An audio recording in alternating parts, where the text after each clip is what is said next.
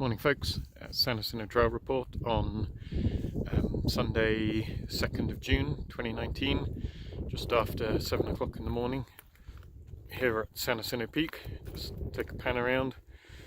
Thick, dense dune gloom, marine layer over on the west side there, maybe up to about 4,000 feet, and San Gorgonio in round behind me there.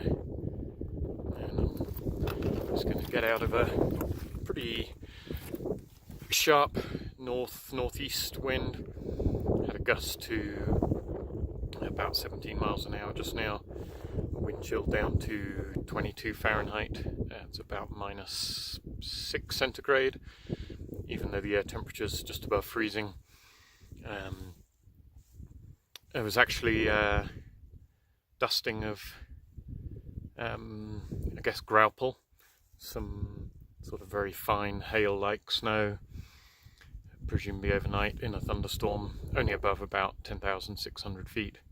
It's all gone from where it landed on warm rocks, but where it landed on snow there's still some evidence of it. Nothing measurable, but it's the winter that keeps on giving.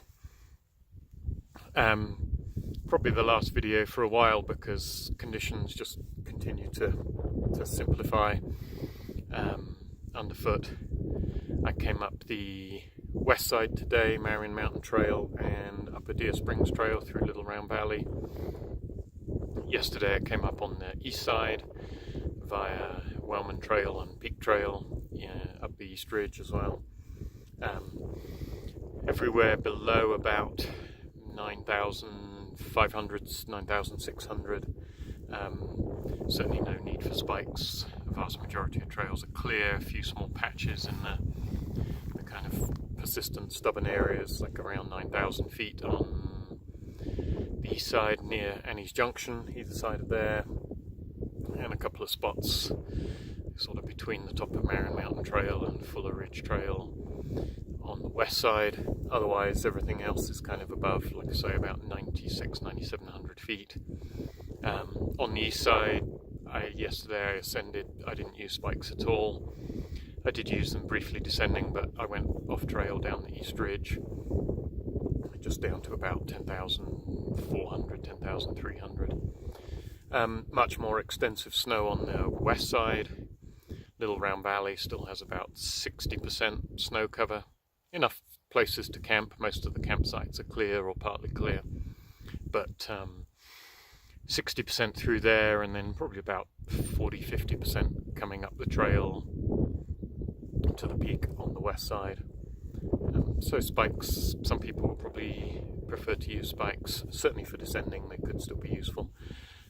Because of the temperature, the snow was still pretty icy when I came up, kind of around dawn this morning.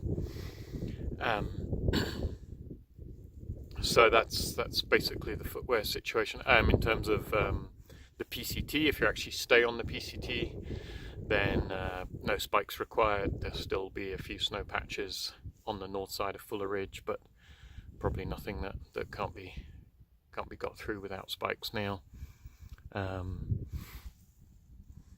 And that's pretty much it. It's going to be a continuing warming trend. It's going to be very warm in the coming week. Summer-like temperatures, well above freezing here at the peak, but it can always be chilly, especially first thing in the morning, and with the possibility of cloud or even thunderstorms rolling over, especially today and tomorrow. Temperatures can drop really quickly, so be prepared for that. Only other thing I wanted to mention, I didn't want to turn this into a PSA, a public service announcement, but I have seen more and more fire rings in Little Round Valley. Just a reminder that no campfires are permitted anywhere in the wilderness. That's all of the state park and all of the Forest Service wilderness. That's pretty much everything on this mountain above 8,000 feet and lower in some places in the Forest Service wilderness. I understand that this time of year, it's somewhere like Little Round Valley, that there's snow everywhere. It's like, what's the big deal? But the big deal is, we had the Cranston fire last year. We had the mountain fire and silver fire in 2013. We've had quite a few smaller, less threatening but nevertheless challenging fires in the intervening years. It's not a joke. People have lost houses, people have lost property,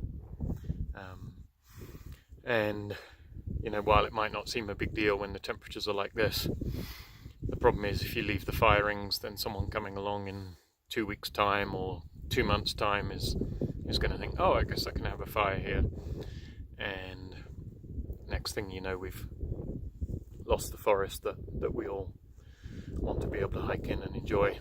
There's a great sign on next to the Keenwild fire station on Highway 243 between Mountain Centre and Idlewild, something along the lines of, if you think you can't camp without a fire, try camping without a forest.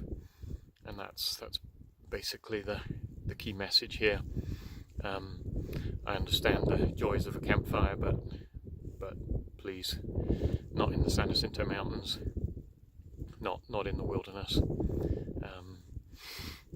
It's only a matter of time before one gets out of hand, and the consequences are going to be bad. Appreciate that. Otherwise, as always, another beautiful day up here at San Jacinto Peak, and safe hiking, everyone.